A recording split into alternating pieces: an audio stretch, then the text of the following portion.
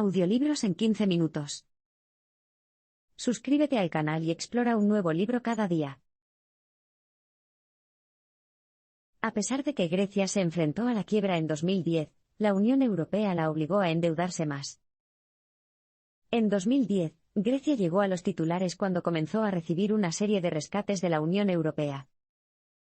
Pero, ¿cómo terminó en una situación tan desesperada? ¿Y cuál fue el razonamiento detrás de los rescates? Se podría pensar que la crisis financiera mundial de 2008 fue la causa principal. Pero, en realidad, la economía griega ya era bastante frágil antes de eso. El fiasco bancario no fue más que la gota que colmó el vaso. Antes de 2008, la economía griega se había debilitado debido a la evasión fiscal desenfrenada y la corrupción gubernamental. El presupuesto también era un desastre. La mala administración de los fondos federales había provocado un gasto excesivo. Ahora bien, la mala presupuestación no era nada nuevo para Grecia. De hecho, el país solía gastar más dinero del que generaba, un problema que luego trataría de resolver devaluando su moneda. Pero este método solo funcionaba cuando el país utilizaba el dracma como moneda. Cuando Grecia adoptó el euro, la devaluación de la moneda ya no era una opción. Ante pocas opciones más, el nuevo plan de reducción del déficit de Grecia consistía en pedir prestado mucho dinero a Alemania y Francia. Naturalmente, pedir dinero prestado solo creó deuda, lo que hundió aún más a Grecia en un agujero financiero. Y aquí es donde se encontraba el país en 2008, cuando estalló la crisis financiera. Mientras tanto, otros países de la UE tenían sus propios problemas. La canciller alemana, Angela Merkel, y el presidente francés, François Hollande, ya habían utilizado muchos fondos del gobierno para rescatar a sus propios bancos, que a su vez habían prestado mucho dinero a Grecia. Con Grecia a punto de declararse en quiebra, Alemania y Francia temían no poder ver nunca reembolsados esos préstamos, lo que desestabilizaría aún más sus propios bancos. Entonces, ¿cómo podrían mantener a Grecia solvente para que pudiera reembolsar sus préstamos? Como el Banco Central Europeo no puede prestar dinero a países insolventes o en quiebra, Alemania y Francia tuvieron que encontrar la manera de obtener el dinero de otro lugar. Así que Merkel y Hollande decidieron mentir a los contribuyentes europeos. Los dos líderes afirmaron que Grecia no era insolvente en absoluto. No, simplemente necesitaba otro préstamo para recuperarse. Y los europeos honestos de todo el continente acabaron pagando la factura. Una vez más, Grecia obtuvo un préstamo para saldar otros préstamos, y el agujero se hizo más profundo. Las principales instituciones financieras involucraron a Grecia en un ciclo interminable de deuda. Así que, en 2009 y 2010, Grecia estaba en quiebra. Sin embargo, se vio obligada a fingir lo contrario, que podía seguir pidiendo préstamos y acumular más y más deuda. Por decirlo suavemente, las cosas no pintaban bien para Grecia, y la llamada Troika estaba a punto de empeorar aún más las cosas. La Troika es el nombre de tres organizaciones que hacen cumplir las regulaciones económicas: la Comisión Europea, CE, el Banco Central Europeo, BCE, y el Fondo Monetario Internacional, FMI. Estas organizaciones son especialmente relevantes en situaciones como la que se encontraba Grecia. El presidente de la CE es Jean-Claude Juncker, y su organización representa al Eurogrupo, que incluye a todos los ministros de finanzas de la eurozona, los 19 países que utilizan el euro. El BCE está dirigido por Mario Draghi, y se encarga de gestionar el euro y mantener su valor estable. Christine Lagarde está a cargo del FMI, que está ahí para garantizar que los países prestatarios cooperen, y que se eviten cosas como la pobreza y la inestabilidad económica siempre que sea posible. El primer rescate de Grecia, en 2010, se conoce como el Acuerdo de Rescate. Con 110.000 millones de euros, fue el mayor préstamo de la historia.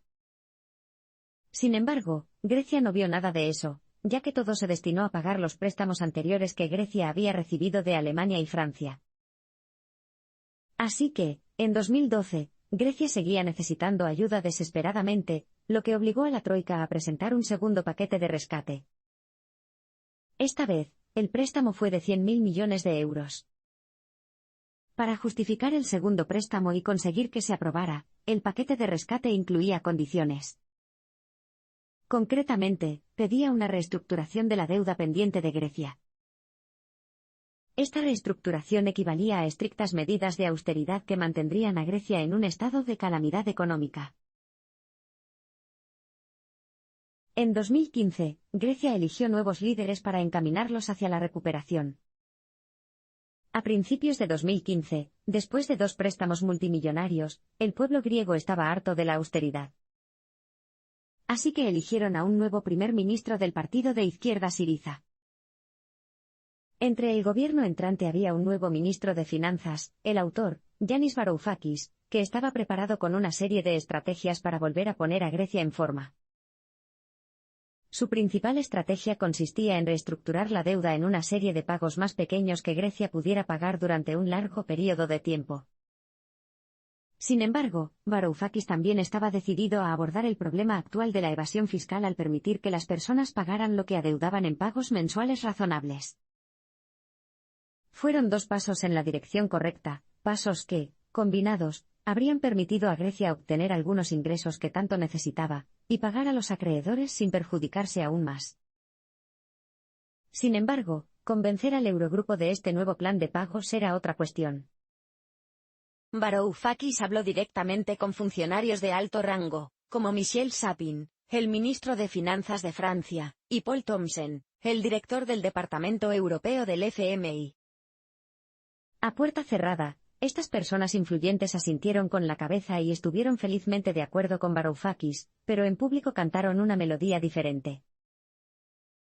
Varoufakis también dejó claro que, en su opinión, sería mejor que Grecia se retirara de la Unión Europea que soportar un tercer rescate. Por supuesto, esta opción, el Grexit, sería un desastre, pero si la única opción fuera una deuda adicional y una austeridad agobiante, Grecia preferiría correr el riesgo por sí sola.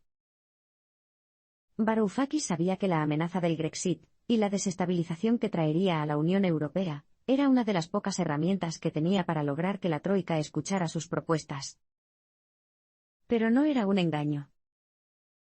Varoufakis y su equipo trazaron las medidas económicas que podrían implementarse en caso de que se produjera el Grexit para demostrar que eran serias.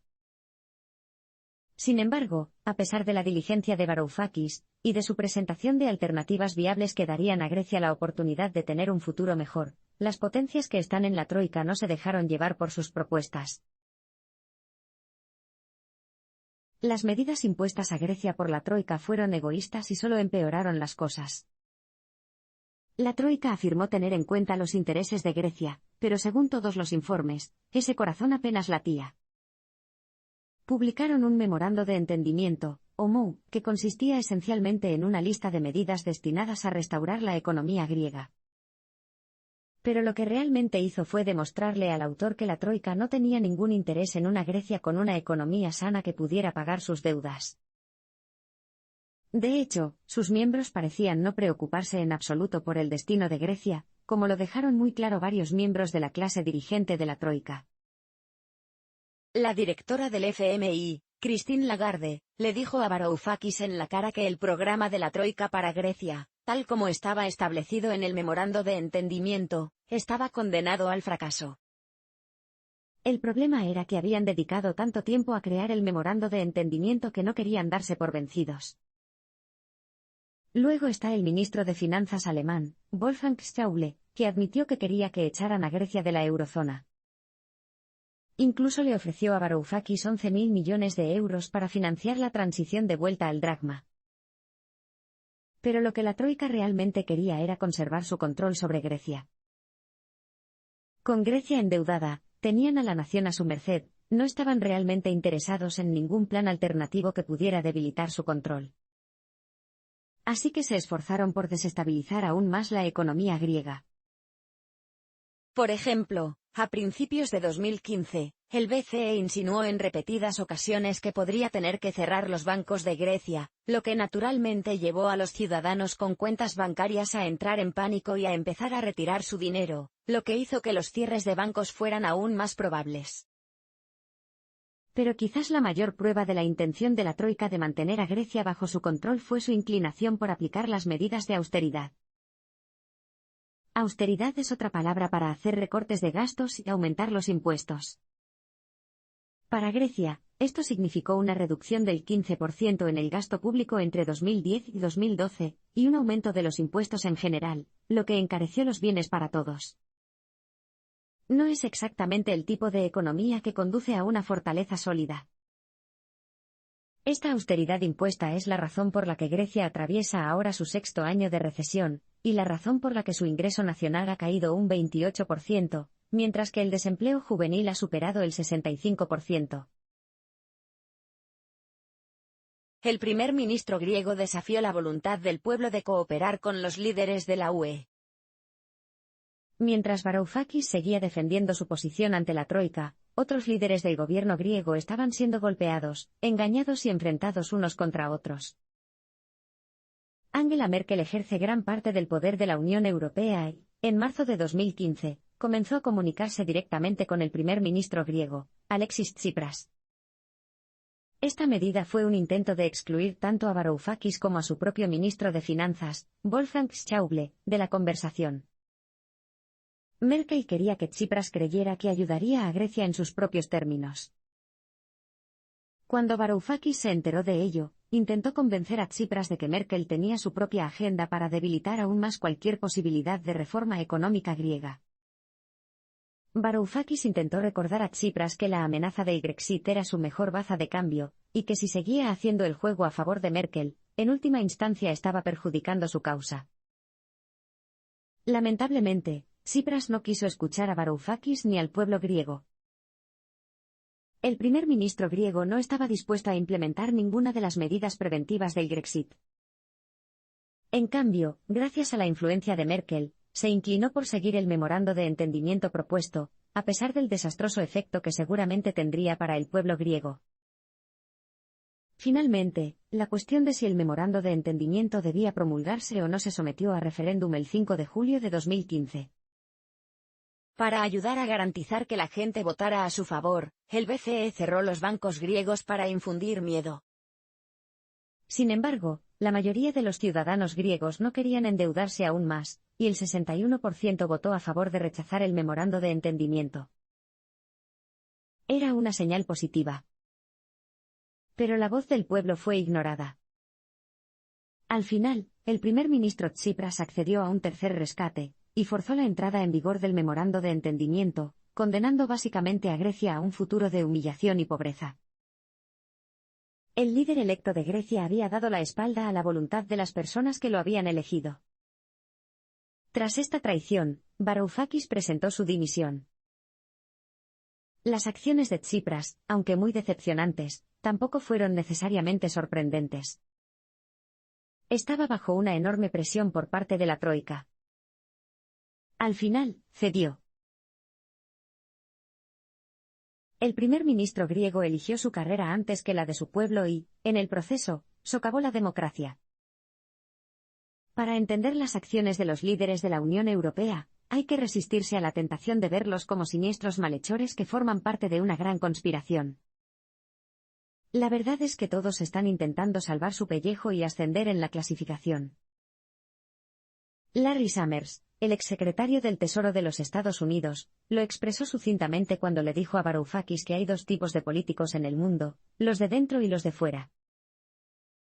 La diferencia es que las personas con información privilegiada nunca traicionarán a otra persona con información privilegiada, incluso cuando eso vaya en contra de sus creencias personales. La necesidad de formar vínculos y mantener vivas las relaciones de beneficio mutuo es más importante que hacer lo que es moralmente correcto o incorrecto. Así que ayudan a los políticos emergentes que quieren estar dentro y excluir a los forasteros, a las personas que anteponen sus creencias morales a sus ambiciones políticas. Cuando hay un grupo de políticos cuyas motivaciones se centran únicamente en mantener o aumentar su poder, solo es cuestión de tiempo que pierdan de vista cómo sus acciones afectan a la gente. Y así es como el primer ministro Tsipras acabó oponiéndose tanto a las reformas que proponía Varoufakis como a la voluntad de los votantes griegos. en sus esfuerzos por mantenerse en el poder y formar parte de los infiltrados de la UE, perdió de vista lo devastadoras y moralmente corruptas que fueron sus acciones. Lo notable es que esta clase dirigente todavía se considera liberal, a pesar de que está socavando los principios fundamentales de la democracia al ignorar a las personas que las eligieron para el poder. En un abrir y cerrar de ojos, veremos cómo las acciones de estas personas con información privilegiada del gobierno no solo perjudican a los votantes. A la larga, el daño que están causando inevitablemente volverá a hacerse daño a sí mismos. El rescate de Grecia alimentó los levantamientos populistas y desestabilizó la clase dirigente. Los actuales rescates de Grecia comenzaron a despertar el resentimiento y las creencias populistas en los ciudadanos de toda Europa. Pensaron que era injusto que el dinero de sus impuestos fuera a ayudar a los griegos perezosos, especialmente cuando las economías de sus propios países seguían luchando por recuperarse por completo de la crisis financiera. No es difícil darse cuenta de que esta reacción al rescate de Grecia desempeñó un papel importante en los recientes disturbios entre muchos europeos, incluida la votación de Gran Bretaña a favor de abandonar la Unión Europea. Se oyó a los que votaron a favor de marcharse gritar: "Queremos recuperar nuestro país". Y este descarado nacionalismo estaba muy en sintonía con la retórica xenófoba de Donald Trump, cuya elección hizo que los racistas y segregacionistas de todo el mundo se sintieran reivindicados. No se puede negar que Europa manejó mal la crisis económica griega, pero la respuesta correcta no es presionar por el aislacionismo. Debemos mantener nuestra comunidad internacional y actuar en beneficio de la gente, no de los políticos. Mientras tanto, quienes mueven los hilos de la clase dirigente de la Unión Europea deben dejar de actuar como si no tuvieran nada que ver con este levantamiento populista, o de lo contrario pronto se quedarán sin trabajo. Y los medios de comunicación denominados liberales deben reconocer que participaron en las reacciones nacionalistas ante el rescate de Grecia, que se vieron agravadas por la prensa y la posterior elección de Trump. La gente está harta de que la troika la esté engañando, así que no es de extrañar que cuando la directora del FMI, Christine Lagarde, aboga por permanecer, esto solo lleve a más personas a votar por la salida. De alguna manera, los políticos con información privilegiada aún no pueden entender por qué los votantes dudan de sus intenciones. La ironía suprema es la siguiente: en sus esfuerzos por mantener el poder, la clase dirigente ha sacudido gravemente la estabilidad de su posición en Europa. Ahora es el momento de reconocer nuestra responsabilidad personal con la democracia. La tarea del votante no es ceder a la ira y la frustración contra la clase dirigente, sino trabajar de manera productiva en pro de la creación de una sociedad internacional que realmente beneficie a todos.